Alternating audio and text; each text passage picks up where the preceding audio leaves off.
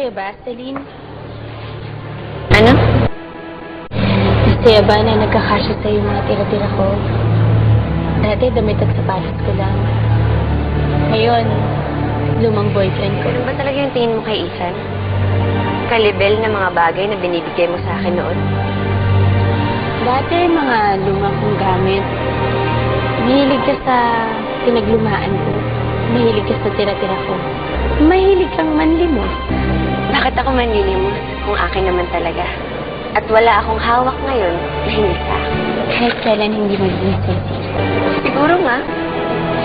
Pero wag mo isusumbat sa akin yung mga bagay na binigay mo noon na hindi ko naman hiningi at kusa mong binigay sa akin. At hindi kasali si Ethan doon dahil hindi naman siya bagay na pinagpapasapasahan lang.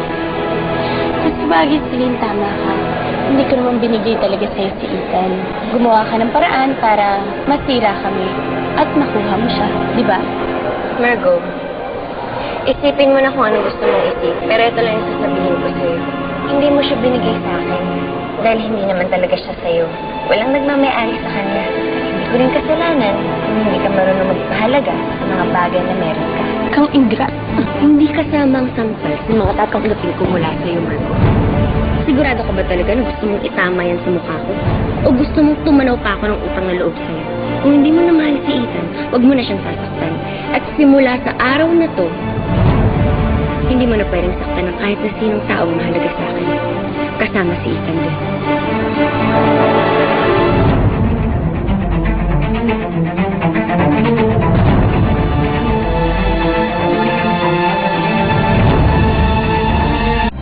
Hindi pa tayo tapos, Celine. Hindi ako titigil hanggang hindi ko nababawi ang lahat sa akin. Tuwing may kukunin kang para sa akin, sisiguraduhin kong masasaktan ka na pagsisisihan mo pumasok ka sa buhay ko.